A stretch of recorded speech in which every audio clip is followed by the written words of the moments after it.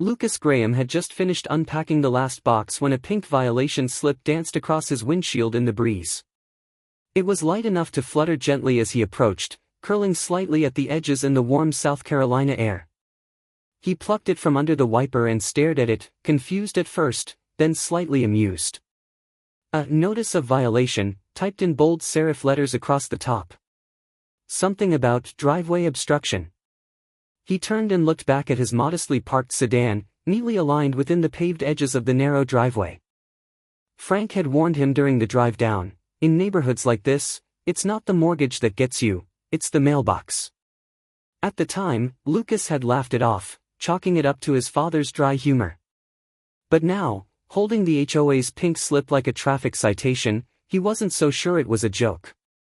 The Graham home, a modest gray craftsman with navy trim and a wide porch swing, sat quietly along Pineview Lane, not far from the small lake that was the community's prized feature. The morning sun had already warmed the concrete steps, and from his vantage point on the porch, Frank observed Lucas silently, a steaming mug of black coffee in hand. He didn't say anything, just motioned with his chin for Lucas to sit. Lucas handed over the slip without a word. Frank adjusted his reading glasses, squinting at the formal wording. Driveway obstruction. That's a new one. I'm literally parked on the driveway, Lucas said.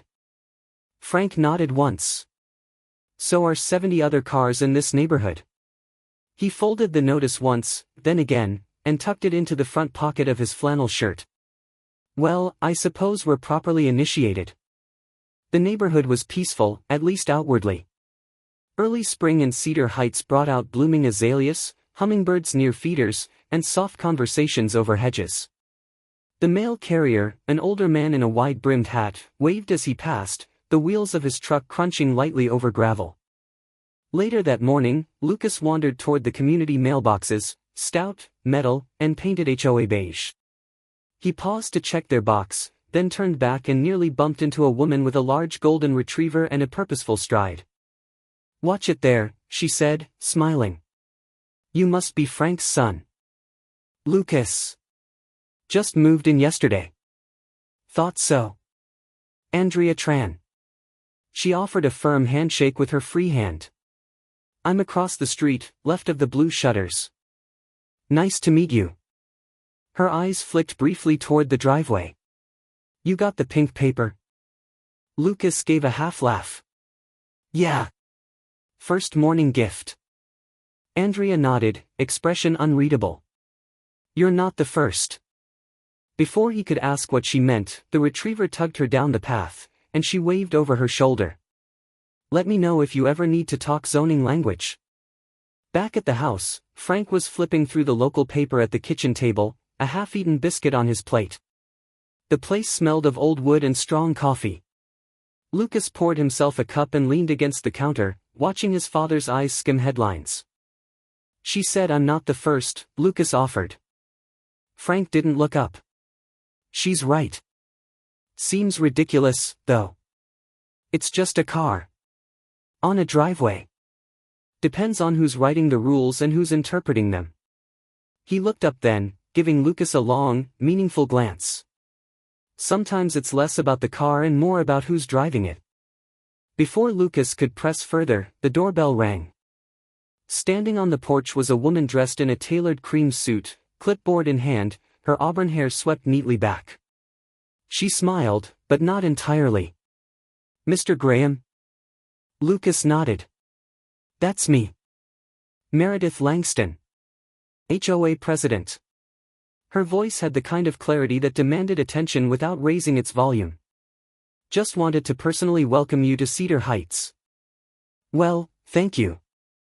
She handed him a printed packet, HOA regulations, upcoming events, a welcome letter signed in cursive. We're a close-knit community here. Harmony is very important to us. I'll keep that in mind. Meredith looked past him, scanning the driveway, then smiled again. Just a reminder that the easement paths are shared space. We've had issues before. Lucas held her gaze. I understand. But it's my property, right? Shared use doesn't always mean shared ownership. She offered a clipped laugh. It's all in the paperwork. I'm sure it is. Well, she said, adjusting her grip on the clipboard, I won't keep you. But we do have a community barbecue next month, would love to see you there. Lucas watched her walk away, heels clicking neatly along the concrete. As he closed the door, Frank was already back at the kitchen table, opening a small lockbox from the side cabinet. Inside were folders, neatly labeled and paper-clipped.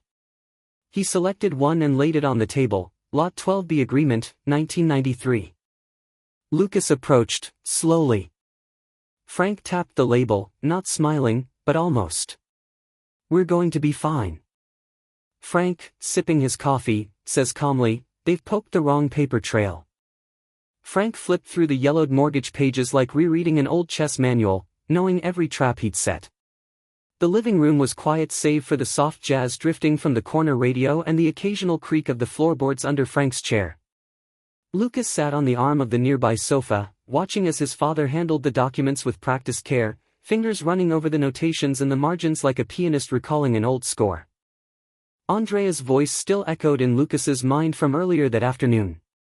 Meredith tried to buy your house last year, it fell through. At the time, he'd simply nodded, unsure of what to make of it.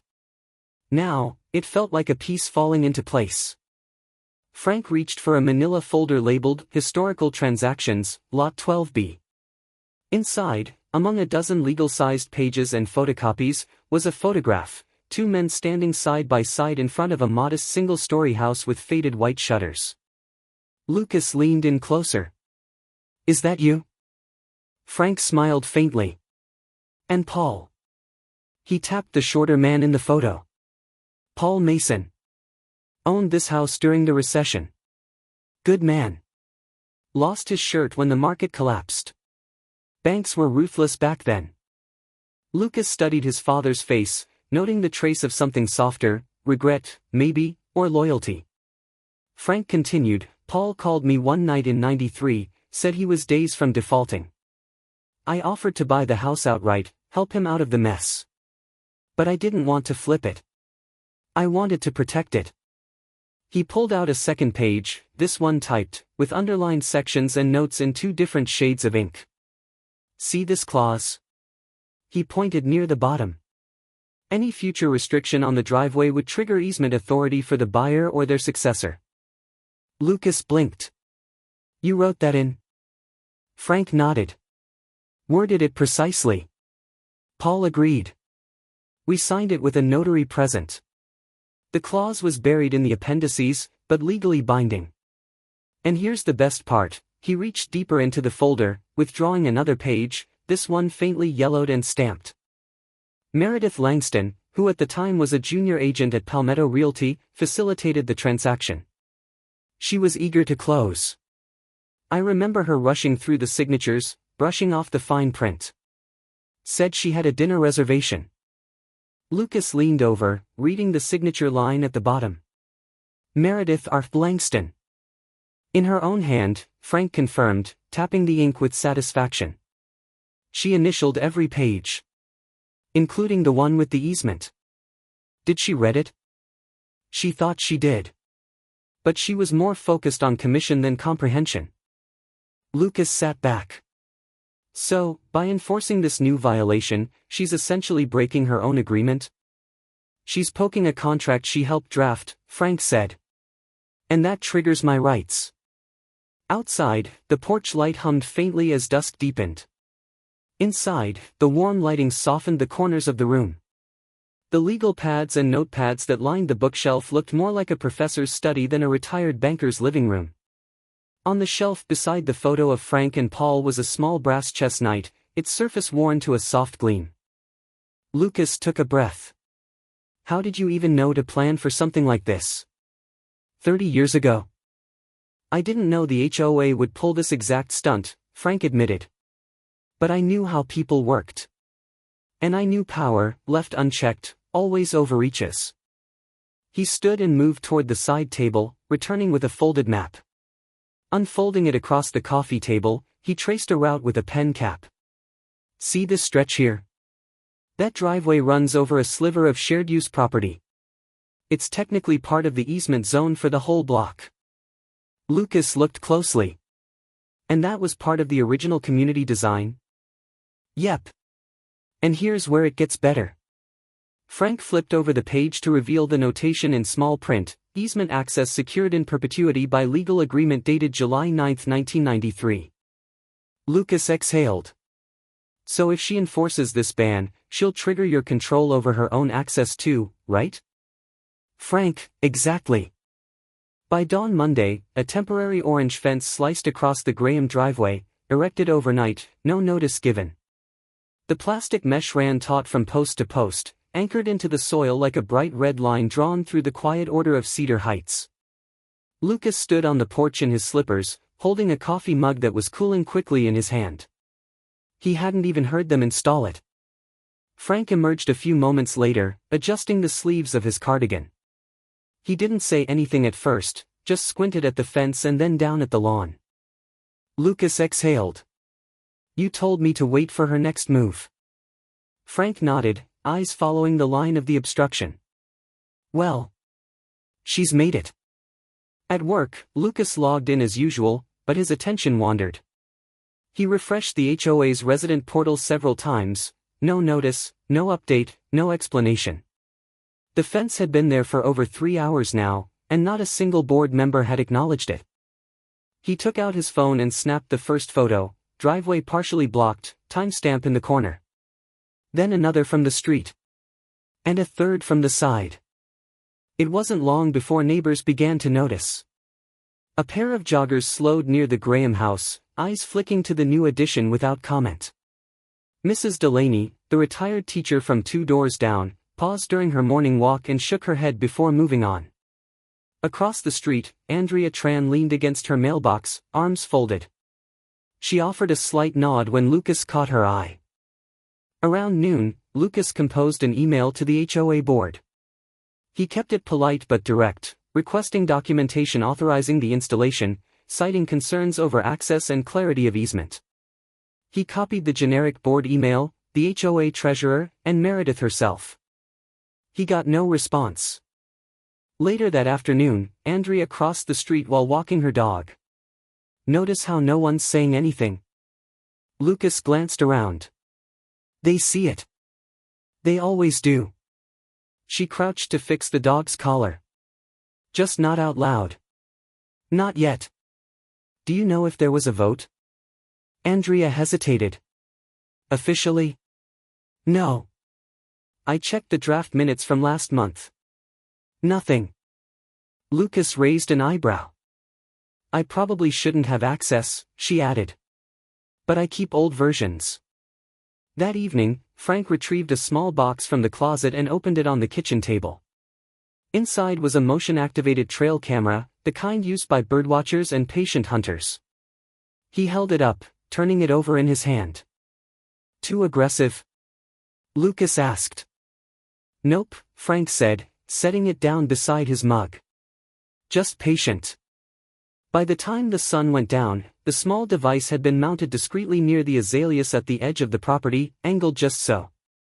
From its lens, it had a clear view of the fence and the narrow strip of shared access road that had become the HOA's new battleground.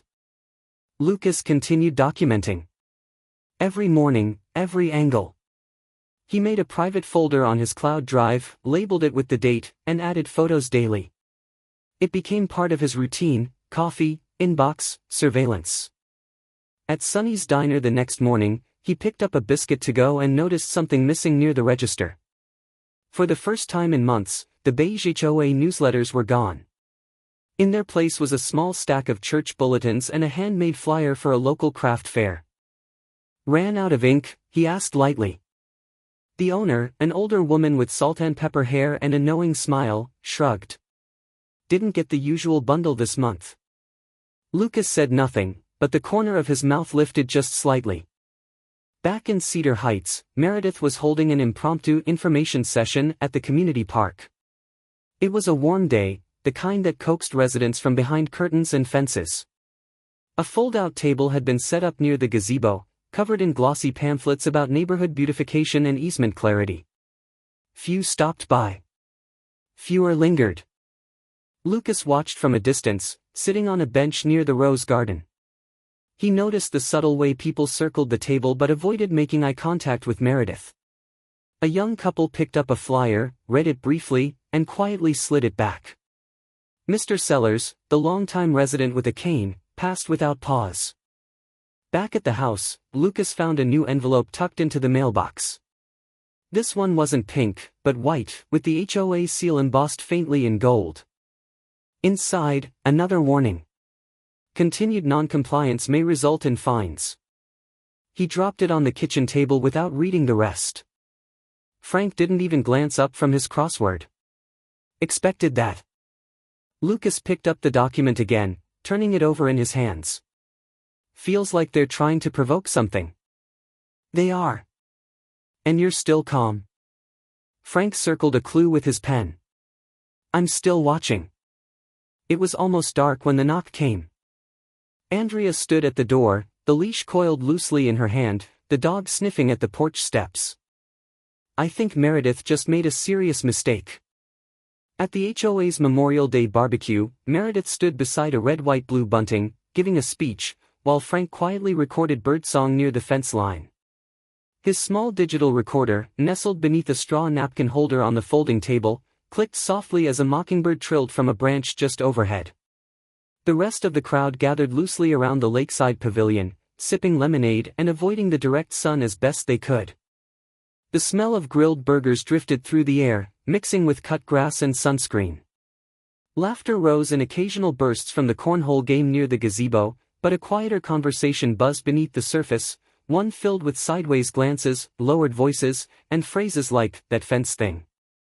Lucas stood near the drinks table, styrofoam cup sweating in his hand. He scanned the crowd, noting how few people actually looked at Meredith as she spoke. Her words were about unity and community pride, about tradition and order, but her tone carried the edge of someone trying too hard to sound unbothered. Nice turnout, Andrea said beside him, folding her arms. Her blouse was crisp, her stance casual, but her eyes didn't leave the podium. Better than I expected, Lucas murmured. Food brings people out. She gestured subtly with her elbow. But they're not here for the burgers. Meredith launched into a list of upcoming HOA initiatives, seasonal lawn inspections, community flower bed upgrades. Lucas caught a few neighbors exchanging glances, especially after she mentioned potential updates to parking zone designations. No mention of the fence, he said quietly. She's feeling the pressure. You'll hear it soon, Andrea replied. Especially once that letter lands. Frank had mailed the certified notice the day before. A formal demand to review the HOA's authorization for the driveway restriction and access easement, citing the 1993 clause. It was brief, direct, and impeccably worded. Lucas noticed a few people lingering near the donation jar on the HOA welcome table, but none actually dropping anything in. The jar sat half full, the small sign reading, "Support Community Beautification," curling at the edges. Mrs. Sellers, leaning heavily on her cane, eased herself into a chair next to Lucas. She wore a wide-brimmed straw hat and a blouse embroidered with tiny flags. I remember when your father helped half this block renegotiate their mortgages, she said, sipping iced tea through a striped straw. Back in '93. They'd have lost everything if not for him. Lucas looked at her with interest. Really? Oh yes. People forget. But not me. She gave a sharp nod and patted his hand once. He doesn't talk much, but he doesn't miss anything either. A squeal broke the air as a child running from the playground caught his foot on the orange mesh fence still inexplicably tethered near the sidewalk. He stumbled, scraped his knee, and began to cry. His mother rushed over, shooting a look toward the barrier as she comforted him. That moment passed quickly, but the murmurs that followed did not. A few adults walked over to look at the fence, their expressions skeptical. Someone muttered, "Safety hazard, huh?" On the small raised platform near the lake, Meredith's smile tightened. She was reaching the end of her speech, and whether it was the heat or the whispering or the mounting tension, something flickered across her face, an unguarded grimace, gone as quickly as it came. And let me be clear, she said, gripping the podium with both hands. We will not be bullied by outdated paperwork or people who think they're above community standards. A few claps scattered awkwardly through the crowd. The band, unsure whether to begin, looked toward the sound booth for a signal. Frank sat back in his lawn chair, a plate of ribs untouched on the table beside him. He took a slow sip of sweet tea, the condensation tracing a line down his fingers. He murmured to Lucas without looking away from the lake. "Now we file." The envelope arrived with bold red ink stamped legal correspondence. Inside was a threat, dressed in polite legalese. Lucas opened it at the kitchen table, fingers tight at the corners, reading the lines twice, then a third time. The language was cautious, professional, and pointed: allegations of non-compliance, mention of escalating fines, and a vague warning that further violations could require legal adjudication in district court. Frank looked up from across the table, pushing aside a dog-eared copy of the local zoning manual. "Let me guess," he said, reaching for the envelope. "No citation of specific bylaw, no named enforcement clause." Lucas handed it over silently. Frank scanned the document, his eyes narrowing with amusement. "Classic. All posture. You never send your strongest move first. You let them bluff into it." On the counter, next to a fresh slice of peach pie from Sonny's, sat a second folder, this one thicker, carefully compiled by Andrea. She had come by earlier with printouts from the county archive, including the original easement filing and meeting minutes from the early 90s. There, in neat cursive, was the signature, Meredith Arth Langston, Real Estate Facilitator. "I think she forgot she signed this," Andrea had said with a wry smile. Lucas was nervous, but something about Andrea's calm and Frank's unhurried certainty gave him footing. They began drafting the response, 2 paragraphs of plain, unwavering language. Andrea read aloud from the laptop screen: "In response to your recent correspondence dated June 5, we remind the HOA of the perpetual easement agreement recorded July 9, 1993, and filed under Deed Lot 12B. As such, the temporary fence erected without board vote or resident notice is in violation of our access rights." Frank looked up from his pie, nodded. "Good. Add the attachments. Certified copies." They spent the better part of the afternoon cross-referencing plat maps and HOA codes, Lucas growing more fluent in the language of property lines and procedural due process. Frank found an old blueprint in a dusty plastic sleeve near the bottom of his file cabinet. "This," he said, pointing, "shows the shared access lane, designated for perpetual community use. You'll notice Meredith's name right there, initialed in the survey margins." Later that day, Lucas took the envelope to the post office himself. Jack, the postman, glanced at the return address and gave a small, dry chuckle. "Plenty of folks here are quietly on your side," he said, handing Lucas the receipt. "They just need someone willing to stick their neck out first." That evening, Andrea returned to finalize the letterhead, tightening the legal phrasing. She wore her reading glasses low on her nose, flipping through bylaws like a seasoned litigator. "You know," she murmured, "the more they push, the more obvious it is that they never expected resistance." Lucas signed the letter with a deliberate hand. The final sentence read simply: "We will not be moving the fence, because it isn't yours to move." They printed 5 copies, attached the exhibits, and sealed them with quiet satisfaction.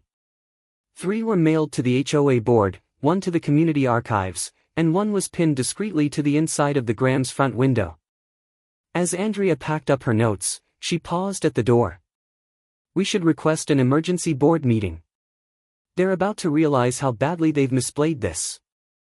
"Let's vote to censure the Grahams," Meredith said, eyes scanning the room like a general expecting applause. Her voice echoed off the low acoustic tiles, momentarily louder than the whirring fans overhead. The room, packed beyond capacity, fell into an uneasy hush. Someone shifted in a folding chair near the back. A styrofoam cup squeaked against the linoleum floor. Lucas sat near the front, a leather folder resting neatly on his lap. He didn't move. Frank, beside him, watched Meredith with a face carved from stone. Andrea, 1 row behind, had her notes open, her pen resting across the page like a sword still sheathed. The HOA's monthly meeting usually drew 12 people on a good night. Tonight, there were over 40.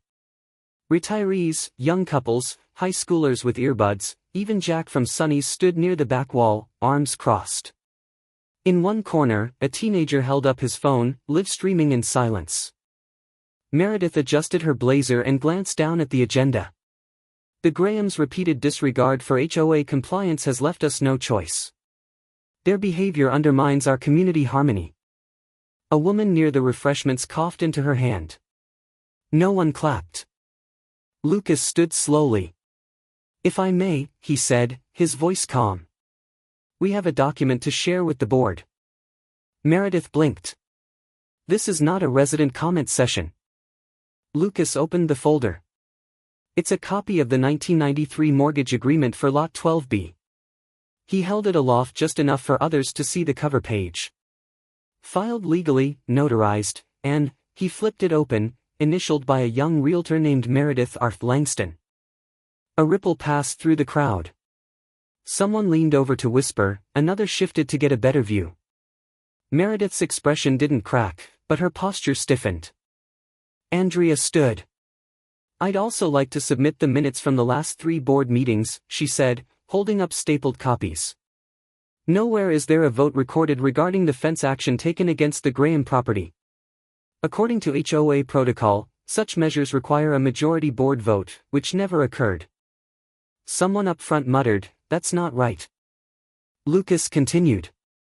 "In addition, the easement clause clearly states that any restriction of access triggers a counterclaim, legal authority to restore driveway rights without HOA interference." Meredith's lips thinned. "You're misinterpreting." Thomas, seated beside her, cleared his throat. "Maybe we should revisit how this was handled." It was quiet again, but not the same hush as before. This time, it buzzed with the friction of realization. Frank rose from his chair. "You can vote however you want," he said, voice clear but not raised, "but the driveway's not yours to govern." He sat back down. Andrea opened a second folder. "And finally," she said, passing a few sheets to the table, "a brief overview of budget inconsistencies over the past fiscal year. Payments logged as beautification expenses appear to cover non-community expenditures." A stunned silence held the room. Even the fans seemed to hesitate. Meredith slammed her gavel onto the table with a sharp crack. "This meeting is adjourned," she snapped, standing abruptly. The gavel tipped sideways and rolled toward a stack of unclaimed agendas. She stormed toward the exit. Half the room remained seated. Meredith's voice faltered for the first time all year as Frank read aloud, "Any restriction of easement access shall trigger reversionary control per Clause 14b, the words settled into the crowded room like dust after a collapse, inevitable, revealing. The Cedar Heights Community Hall was packed tighter than anyone could remember. Folding chairs lined every wall, the air tinged with humidity and anticipation. Outside, distant thunder rolled through the pine-covered hills, and a flicker of lightning cast brief shadows across the windows. But inside, no one moved. Frank stood behind the lectern, glasses perched low, the original mortgage agreement unfolded before him. He wasn't rushed. His tone wasn't confrontational. If anything, it resembled a teacher returning to a long-forgotten lesson. "To clarify," Frank said, his finger sliding down the page, Clause 14b stipulates that in the event of obstruction or revocation of documented access rights, by the HOA or any governing entity, the signatory party forgoes resale, refinance, or deed transfer privileges until the access is restored and recognized. Meredith, seated 2 chairs down from Thomas, had gone rigid. Her hands clutched the edge of the board table, knuckles white against polished cherrywood. Her usual composure, tight smile, steady gaze, was visibly cracking. She opened her mouth, but nothing came out. Andrea stepped forward. "In preparation for this meeting," she began gently, "I requested a review from the county clerk's office. The easement was recorded correctly in July 1993, listed under parcel lot 12B. That filing is active, recognized, and cross-referenced with HOA governance codes at the time." She turned slightly and nodded toward Lucas, who dimmed the lights and tapped the projector. A crisp plat map appeared on the screen, marked with clean lines and overlays. Andrea pointed with a stylus to the signature in the lower margin. That's Meredith Langston's initialing of the access designation, she said evenly. Which means, not only was this provision agreed to, it was co-authored and facilitated by our current president when she served as real estate agent. The silence that followed was heavier than thunder. Then came the murmurs. Mrs. Sellers leaned in toward her neighbor, whispering something that drew a nod. The quiet approval rippled through the older residents first, those who remembered the early days of Cedar Heights, when Frank had helped people keep their homes during the last housing crisis. Thomas shifted in his seat. Perhaps this can be resolved without. No, someone said clearly from the back. Jack, the postman. We've been quiet long enough. Frank didn't raise his voice. This isn't about revenge. Or embarrassment. This is about correcting a mistake, one that's now impacting not just my family, but the legal foundation of our entire HOA. Andrea stepped forward again. I would like to call for a motion, she said. Given the misuse of funds, the unilateral actions regarding property restrictions, and the procedural violations surrounding the fence installation and disciplinary threats, I respectfully request the immediate resignation of HOA President Meredith Langston. A hush fell, deeper than before. No one moved. All eyes turned to the table. Meredith reached for her purse slowly, as if it had grown heavier. She didn't look at the crowd. She didn't look at Frank. Her hand trembled slightly as she adjusted her scarf, the pins on her lapel clinking softly. Frank cleared his throat. One last thing. She froze. Clause 14b, he said, folding the agreement neatly in half, also blocks resale of her house, until she acknowledges the easement on record.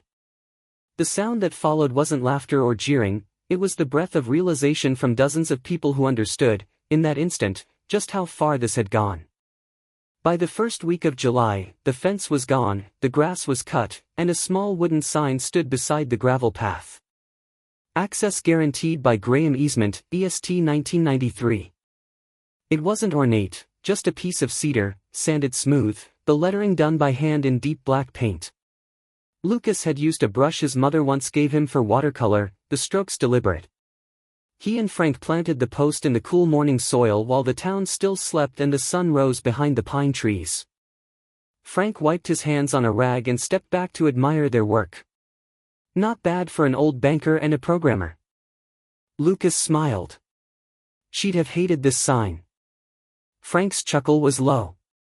Some paperwork outlives even the people who sign it. Cedar Heights had changed in subtle, almost imperceptible ways. The lawns looked the same, the mailboxes still creaked at the hinges, but people smiled longer now. They waved more deliberately. Conversations lasted past the polite phase. Meredith's house sat quiet for days after the meeting. Then, one humid morning, a moving truck idled outside. No one came to help.